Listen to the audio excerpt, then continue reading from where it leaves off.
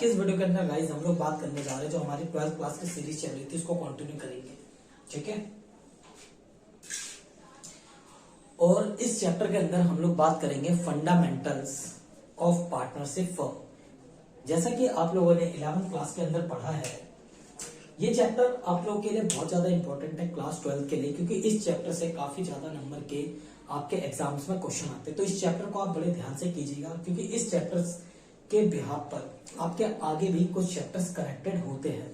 तो चलिए अब हम इसको स्टार्ट करते हैं। तो सबसे पहले हम बात करेंगे कि ये जो चैप्टर है fundamental of partnership, fundamental of partnership के अंदर हम क्या पढ़ने वाले हैं। इस चैप्टर के अंदर गाइस हम लोग पढ़ने वाले हैं बेसिकली कि जो पार्टनरशिप फर्म होती है उनकी अकाउंटिंग कैसे होती है। पार्टनरशिप फर्म की अकाउंटिंग क्या पढ़ने वाले हैं हम लोग, पार्टनरशिप फर्म की अकाउंटिंग। तो इस चैप्टर के अंदर, इस टॉपिक के अंदर हम लोग पढ़ेंगे पार्टनरशिप फर्म की अकाउंटिंग। तो चलिए हम थोड़ा सा 11th क्लास की ओर चलते हैं और हम जानते हैं कि हमने 11th क्लास में क्या पढ़ा था। आप लोगों ने 11th के अंदर आपने पढ़ा था फाइनल अकाउंट, बट वो जो फाइनल अकाउंट था वो था गाइस सोल प्रोप्राइटरशिप का। किसका अकाउंट आपने पढ़ा था, सोल प्रोप्राइटरशिप का, जहां पे सिर्फ एक बिजनेसमैन होता है और वो अपने बिजनेस को फॉलो करता है और उस बिजनेस का जो भी प्रॉफिट लॉस है वो आप बनाते थे फाइनल अकाउंट के अंदर। Trading account, PNL account, balance sheet आप बनाते थे। आप इनके फाइनल अकाउंट में यही तीन चीजें बनाते थे, ट्रेडिंग, अगर आपको याद होगा तो पीएनएल और बैलेंस शीट। जिनको याद नहीं है कोई दिक्कत नहीं है, हम इस चैप्टर के अंदर हमारा उसका कोई ज्यादा रेलेवेंस है नहीं, बट थोड़ा बहुत नॉलेज है जो मैं दे दूंगा आपको, ठीक है। अब हम बात करते हैं 12th क्लास के अंदर। अब 12th क्लास के अंदर हमें क्या पढ़ना है, हमें पढ़ना है final account of proprietors partnership, final account of partnership firm. जो फर्म पार्टनरशिप होती है उनका फाइनल अकाउंट कैसे बनता है, हमें इस चैप्टर में फाइनल अकाउंट बनाना बताया जाएगा। बट हम इस चैप्टर में फाइनल अकाउंट बनाना नहीं सीखेंगे, क्यों, क्योंकि हमारे सिलेबस से रिलेटेड वो नहीं है। एक दो क्वेश्चन है वो आप कर सकते हैं, ठीक है, बट वो रेलेवेंट नहीं है तो हम उस पर डील नहीं करेंगे।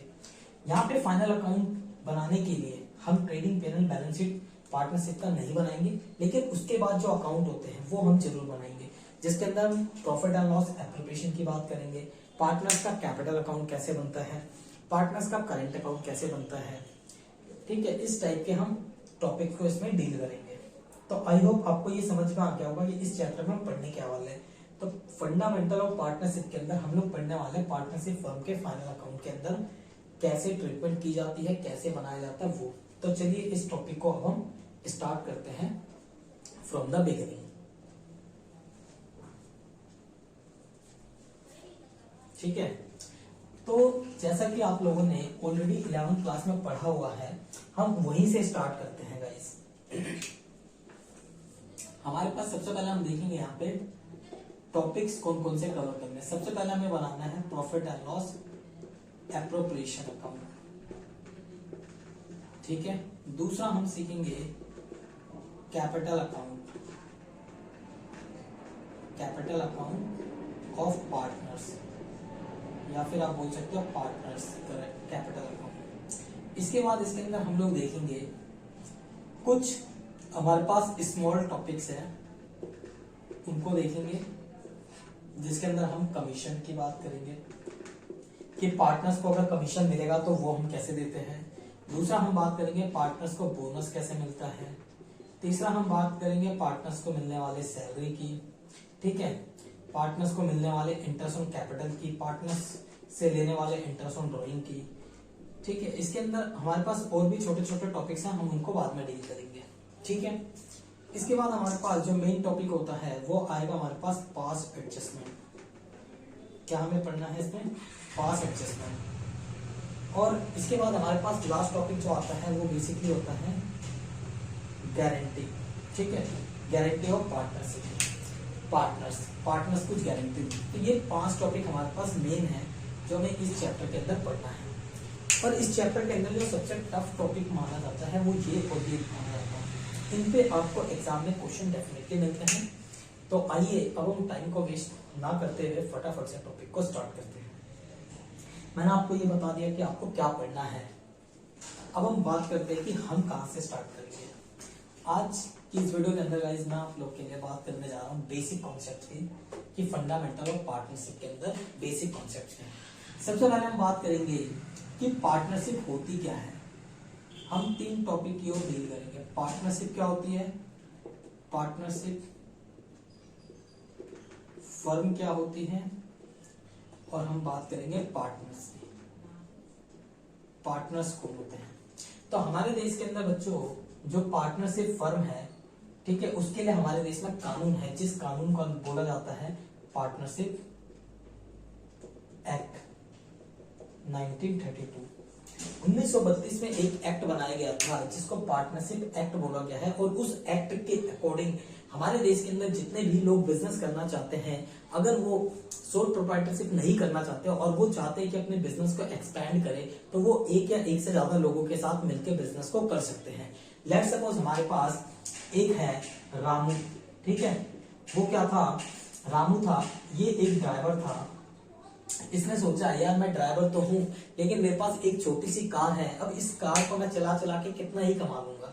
तो इसने क्या सोचा, इसने सोचा कि यार मेरा एक दूसरा दोस्त है श्याम, उसके पास 2 कार है, तो क्यों ना मैं श्याम को बोलूं कि श्याम तू मेरे साथ एक एग्रीमेंट कर ले, ठीक है, और तू अपनी ये 2 कार मुझे दे दे। अब मेरे पास 3 कार हो जाएगी, और इस 3 कार को मैं क्या करूंगा, किसी थर्ड पार्टी को दे दूंगा। जैसे मान लो ABC तीनों को दे दिया मैंने, और वो मेरे को कमीशन देंगे इस कार को चलाने के बदले में। तो मान लो ये मेरे को पर मंथ एक कार का 10,000 देते हैं, तो 3 कार का मेरा कितना हो जाएगा, 30,000 रुपीज मेरे को मिलेगा, ठीक है। और इस 30,000 में से जो भी मिलेगा मैं उसमें से तेरे को करीबन 50% दे दूंगा, तो 15,000 तेरा हो जाएगा, 15,000 मेरा हो जाएगा। तो इस तरीके से इसने क्या करा, अपने एक कार से 3 कार का बिजनेस खड़ा कर दिया। कैसे खड़ा किया, इसने इसके साथ एक एग्रीमेंट किया, पार्टनरशिप बनाया, ठीक है। तो जब एक बंदा एक से ज्यादा बंदों के साथ मिलके, मतलब एक पर्सन एक से ज्यादा लोगों के साथ मिलके कोई बिजनेस को करते हैं, और बिजनेस का मोटिव क्या है, पैसा कमाना, ठीक है, प्रॉफिट अर्न करना है, तो ऐसे बिजनेस को बोलते हैं पार्टनरशिप, ठीक है। तो पार्टनरशिप क्या है, एक म्यूचुअल एग्रीमेंट होता है, एक म्यूचुअल एग्रीमेंट होता है किसके बीच में, 2 या 2 से ज्यादा पर्सन्स के बीच में, ठीक है। जैसे यहाँ पे राम और श्याम के बीच में, तो इसको बोलेंगे पार्टनरशिप। तो पार्टनरशिप क्या है, एक एग्रीमेंट है, ये याद रखना, ठीक है। दूसरा होता है पार्टनरशिप फर्म।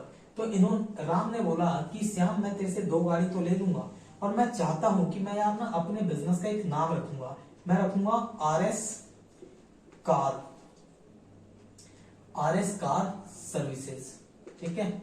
इसने एक नाम रखा बिजनेस का, जिसका नाम क्या रखा, RS कार सर्विसेज। तो ये जो नाम है ये कहलाएगा पार्टनरशिप फर्म, ठीक है। The name under which business is carried out, वो क्या कहलाता है, पार्टनरशिप फर्म। जिस नाम के तहत में आपका बिजनेस चलेगा वो बिजनेस का क्या कहलाता है, नाम। और इसके बाद बात करते हैं पार्टनर्स की। तो यहाँ पे जो राम है और श्याम है, ये क्या है, पार्टनर्स। इंडिविजुअली इनको क्या बोला जाता है, पार्टनर्स। इंडिविजुअली पर्सन्स को क्या बोलते हैं हम इंडिविजुअली पार्टनर्स, इंडिविजुअल पर्सन को क्या बोलते हैं, पार्टनर्स बोलते हैं। जबकि ये दोनों पार्टनर्स मिलके जो बिजनेस चला रहे हैं उसको बोलते हैं पार्टनरशिप फर्म, ठीक है। जिस नाम में वो बिजनेस चला रहे हैं वो उनका क्या है, पार्टनरशिप फर्म, ठीक है। इसको हम पार्टनरशिप फर्म नेम भी बोल सकते हैं बेसिकली। तो ये 3 टर्म्स है जो आपको पता होना चाहिए। ये कहां पर डिफाइन है, ये पार्टनरशिप एक्ट 1932 के अंदर डिफाइन किए गए हैं, ठीक है। दूसरी बात, अब यहाँ पे इन्होंने पार्टनरशिप बिजनेस स्टार्ट किया, पार्टनरशिप ये लोग कर रहे हैं, ठीक है। बट यहाँ पे एक कंडीशन आ जाती है, क्या कंडीशन आ जाती है गाइस, यहाँ पे जब मैं बात करूंगा, किनकी बात करेंगे सर, क्या बोलते हैं सर, कैसी बातें कर रहे हो आप, चलिए तो मैं बताता हूँ आपको। यहाँ पे सबसे पहले मैं बात करता हूँ, जैसा कि आपने 11th क्लास में पढ़ा है कि जो बिजनेस होता है और जो उसका मालिक होता है, ओनर, वो क्या होते हैं, वो सेपरेट पर्सन होते हैं, ठीक है, सेपरेट पर्सन होते हैं। बट जब हम बात करते हैं पार्टनरशिप के अंदर, ठीक है, पार्टनरशिप एक्ट की बात करते हैं, पार्टनरशिप एक्ट की बात करते हैं, तो यहाँ पे जो बिजनेस होता है और जो पार्टनर्स होते हैं वो सेम पर्सन माने जाते हैं, ठीक है, under the partnership act. Partnership act के अंदर बिजनेस और मालिक अलग अलग नहीं है। ये जो आरएस कार सर्विसेज है, ये आरएस कार सर्विसेज राम और श्याम की है। अगर इन्होंने बिजनेस में कोई लॉस करा, किसी को चीट करने की कोशिश करे, तो राम और श्याम को अपनी पर्सनल प्रॉपर्टी बेच के पैसा देना पड़ेगा उन लोगों को और सरकार को, ठीक है। तो यहाँ पे आरएस कार सर्विसेज अलग नहीं है, ये आप याद रखिएगा, ठीक है। लेकिन जब हम बात करेंगे यहाँ पे अकाउंटिंग के पॉइंट ऑफ व्यू से, अकाउंटिंग पॉइंट ऑफ व्यू से, तो यहाँ पे जो आरएस कार सर्विसेज और राम और श्याम है वो दो डिफरेंट अलग अलग पर्संस हैं। They are separate legal entity, ठीक है। ये क्या है? सेपरेट लीगल एंटिटी है। अकाउंटिंग पॉइंट ऑफ व्यू से पार्टनरशिप फर्म क्या होती है? Separate legal entity. लेकिन from the point of view partnership act, they are not separate legal entity, they are same person, ठीक है। तो ये कुछ पॉइंट्स आपको याद रखने चाहिए, जहां पे आपके एमसीक्यू से रिलेटेड क्वेश्चंस भी आते हैं, वहां पे भी डील कर सकते हैं बच्चों। और आपको अगर कोई भी दिक्कत हो तो आप कमेंट करके पूछ भी सकते हैं, ठीक है। तो ये हमारे कुछ बेसिक कॉन्सेप्ट है जो मैंने आपको बताया। अब हम बात करते हैं, जब आप पार्टनरशिप की बात करते हैं तो पार्टनरशिप में आपने देखा कि आपका पार्टनर कौन होता है, पार्टनरशिप फर्म क्या होती है, ठीक है, पार्टनरशिप किसको बोलते हैं। और इसमें जो हमारे पास अकाउंट्स के पॉइंट ऑफ व्यू से पार्टनर्स और पार्टनरशिप फर्म सेम नहीं होते, वो अलग अलग होते हैं, लेकिन पार्टनरशिप एक्ट के अकॉर्डिंग वो दोनों सेम होते हैं, ठीक है। अब हम बात करते हैं यहाँ पे इनका वर्क कैसे होता है, वर्क ऑफ पार्टनरशिप फर्म, ठीक है, कि पार्टनरशिप फर्म का वर्क कैसे होता है, ठीक है। तो जैसा कि मैंने आपको बताया, राम और श्याम क्या थे? दो पार्टनर थे। इन्होंने एक एग्रीमेंट बनाया, ठीक है। इन्होंने क्या बनाया? एक एग्रीमेंट बनाया। अब ये जो एग्रीमेंट इन्होंने बनाया है, ठीक है, एग्रीमेंट जो इन्होंने बनाया है, इस एग्रीमेंट को ये क्या करते हैं? नोटराइज कर ला लेते हैं, ठीक है। नोटरी के पास जाके नोटराइज कराते हैं, मतलब जो लॉयर वगैरह होते हैं उनके पास अथॉरिटी होती है इसको स्टैंप लगाने की और इसको वैलिड करने की कि इन दोनों के बीच में जो होने वाले एग्रीमेंट है वो 100% करेक्ट है, ठीक है, और ये दोनों लायबल होंगे बिजनेस के लिए। तो ये आपको ध्यान में रखना है।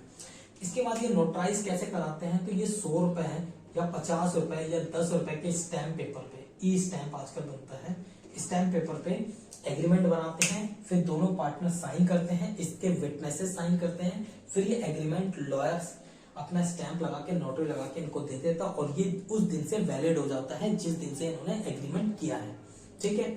और इसके बाद जब इनका एग्रीमेंट हो जाता है तो इसके बाद ये अपने बिजनेस को रन कर सकते हैं। तो जब ये रन करेंगे, जब ये बिजनेस को रन करेंगे तो ये क्या करेंगे? इन्होंने ये जो एग्रीमेंट बनाया है, इस एग्रीमेंट के अंदर बहुत सारे टर्म्स को लिखते हैं। क्या लिखते हैं? बहुत सारे टर्म्स को। अब जैसे पार्टनरशिप राम और श्याम ने बनाया तो इन्होंने बोला ना कि मैं हम दोनों 50-50% प्रॉफिट शेयरिंग रेशियो को डील करेंगे। तो ये लोग ये जो एग्रीमेंट बनाते हैं, इस एग्रीमेंट को हम लोग बोलते हैं पार्टनरशिप डीड। क्या बोलते हैं हम लोग गाइस? पार्टनरशिप डीड, ठीक है। और ये पार्टनरशिप डीड आपका ओरल भी हो सकता है और आपका रिटर्न भी हो सकता है।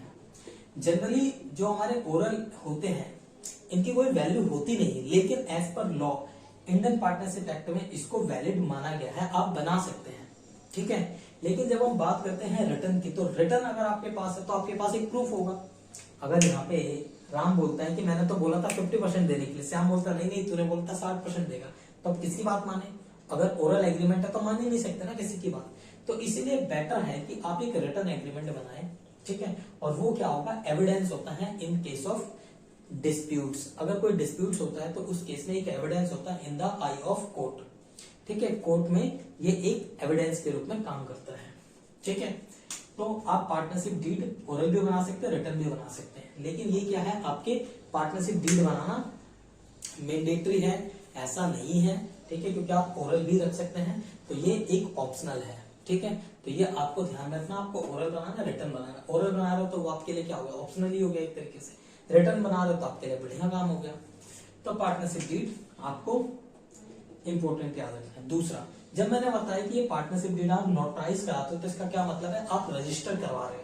आज की डेट में पार्टनरशिप एक्ट के अंडर एक नया एक्ट है LLP, ठीक है, पार्टनरशिप, ठीक है, एलएलपी, लिमिटेड लायबिलिटी पार्टनरशिप जिसको हम बोलते हैं, ठीक है। तो वो अलग कॉन्सेप्ट, उसको कभी और डील करूंगा। तो आज की डेट में एक एलएलपी भी बनाई जाती है।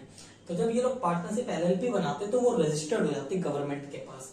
तो लेकिन नॉर्मल पार्टनरशिप आपके लिए रजिस्ट्रेशन लेना ऑप्शनल है।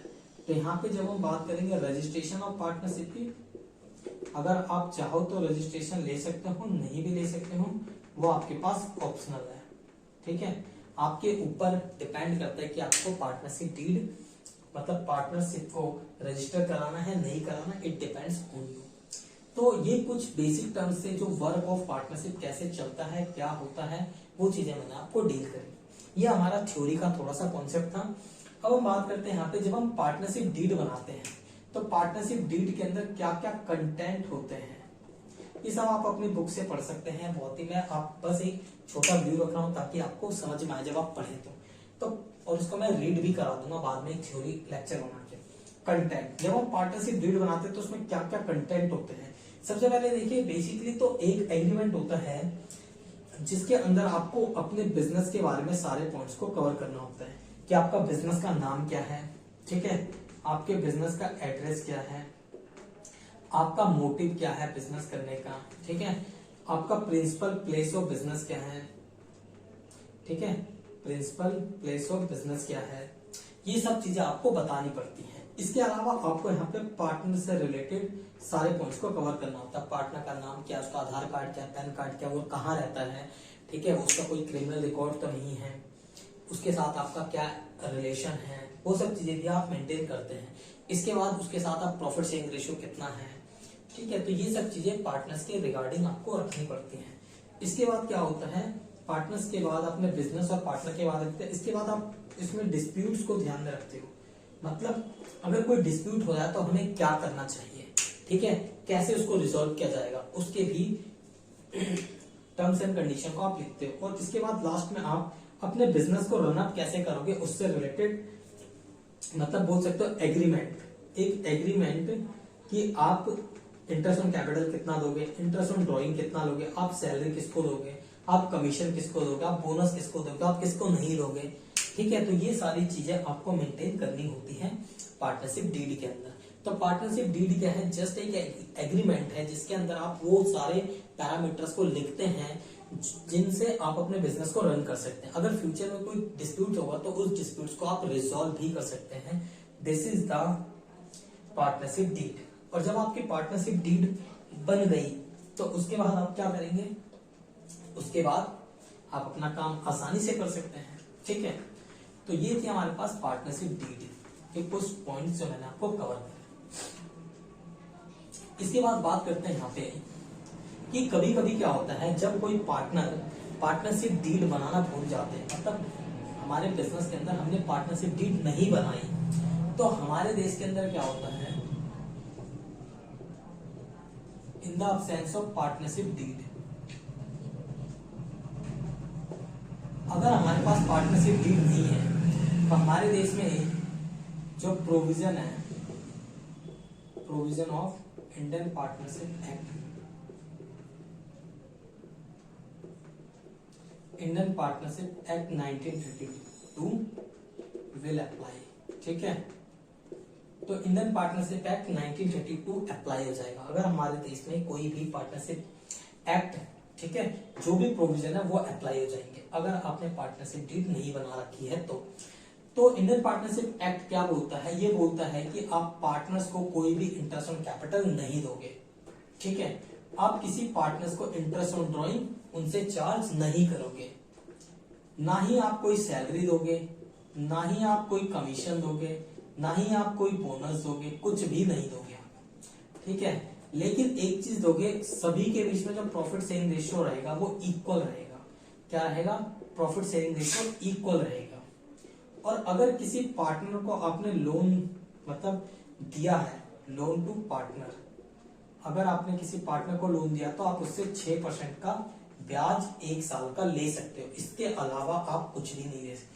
आप सिर्फ 6% का ब्याज ले सकते हो अगर आपने पार्टनर को लोन दिया है। प्रॉफिट शेयरिंग रेशियो आपका इक्वल होगा और उसके अलावा आप कुछ भी नहीं दोगे। यहाँ पे एक कंडीशन और आपको याद रखनी है, अगर आप किसी नए पार्टनर्स को एडमिट करना चाहते हो, न्यू पार्टनर, ठीक है, एडमिशन करना चाहते हो, तो उस कंडीशन में आपको मेजोरिटी की ओर जाना पड़ेगा। मेजोरिटी मीन्स, अगर मेजोरिटी कहते हैं कि आप पार्टनर्स को एडमिट कराओगे तो आप कराइए, अगर मेजोरिटी कहते हैं कि पार्टनर्स एडमिट नहीं हो सकता तो आप एडमिट नहीं कर सकते, ठीक है। और यहाँ पे एक पॉइंट और ध्यान रखिएगा कि अगर पार्टनर ने आपसे लोन ले रखा है, ठीक है, हमने पार्टनर को लोन दिया था तो हम उनसे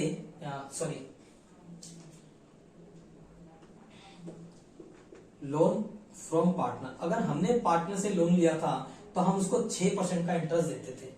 अगर हमने पार्टनर से लोन लिया था तो हम 6% का उसको इंटरेस्ट देंगे। लेकिन अगर हमने पार्टनर को लोन दिया है, लोन टू पार्टनर, अगर हमने पार्टनर को लोन दिया है तो आप उनसे कोई भी इंटरेस्ट चार्ज नहीं करेंगे, ठीक है। तो ये कुछ हमारे प्रोविजंस का क्रक्स है जो बताया गया है इंडियन पार्टनरशिप एक्ट में कि ये चीजें नहीं आप कर सकते अगर आपने एग्रीमेंट नहीं बनाया है तो आपको ये याद रखना है। This is the most important, आपके एग्जाम में आएगा एमसीक्यू से रिलेटेड और जो भी क्वेश्चंस करेंगे उसमें भी आपको हेल्प मिलेगी। तो क्या याद रखना है, फटाफट से देखें। प्रॉफिट शेयरिंग रेशियो इक्वल होगा। अगर आपने पार्टनर्स को, मतलब पार्टनर ने आपको लोन दे रखा तो आप उसको 6% पर एनम का ब्याज देंगे, उसके अलावा आप कुछ भी नहीं देंगे। अगर आपने पार्टनर से कोई लोन लिया है तो आप 6% देंगे, लेकिन आपने अगर पार्टनर को दिया तो आप कोई भी इंटरेस्ट चार्ज नहीं करेंगे। किसी नए पार्टनर को एडमिट करना है तो उसके लिए आपको मेजोरिटी होना जरूरी है। अगर 3 पार्टनर है, 2 कहते हैं एडमिट कर लो, तीसरा कहता है नहीं, तो आप एडमिट कर सकते हैं। लेकिन अगर तीनों मना करते तो आप एडमिट नहीं कर सकते। लेकिन 2 बोल रहा है कि एडमिट नहीं कर सकते और 1 कह रहा है एडमिट कर सकते, तो आप एडमिट नहीं कर सकते। मेजोरिटी, ना आप कमीशन देंगे, ना इंटरेस्ट देंगे, ना बोनस देंगे, ना आप इंटरेस्ट ऑन कैपिटल देंगे, ना इंटरेस्ट ऑन ड्रॉइंग चार्ज करेंगे, कुछ भी आप चार्ज नहीं करेंगे, कुछ भी आप नहीं देंगे, ओनली ये आप देंगे, ठीक है। तो ये आपका क्या है, इंडियन पार्टनरशिप एक्ट अप्लाई होता है। इस पे आपके कुछ क्वेश्चंस हैं, उन क्वेश्चंस को आप डील कर सकते हैं बुक्स में, और अगर आपको कोई डाउट हो तो आप कमेंट करके पूछ भी सकते हैं, ठीक है। तो आज की इस वीडियो को बस मैं यहीं पे कंप्लीट करता हूँ और फिर नेक्स्ट वीडियो के अंदर हम डील करेंगे, जिसके अंदर हम देखेंगे कि फाइनल अकाउंट्स को कैसे बनाया जाता है, पीएनएल एप्रोप्रिएशन अकाउंट कैसे बनता है, पार्टनर्स के कैपिटल अकाउंट कैसे बनते हैं, करंट अकाउंट कैसे बनते हैं, पास्ट एडजस्टमेंट क्या होती है, गारंटी का टॉपिक क्या है, कमीशन, सैलरी, ये सब कैसे देते हैं, इन सब के ऊपर डिस्कशन करेंगे, ठीक है बच्चों। तो अब हम मिलते हैं नेक्स्ट वीडियो में, अपना ख्याल रखें, टेक केयर, बाय बाय।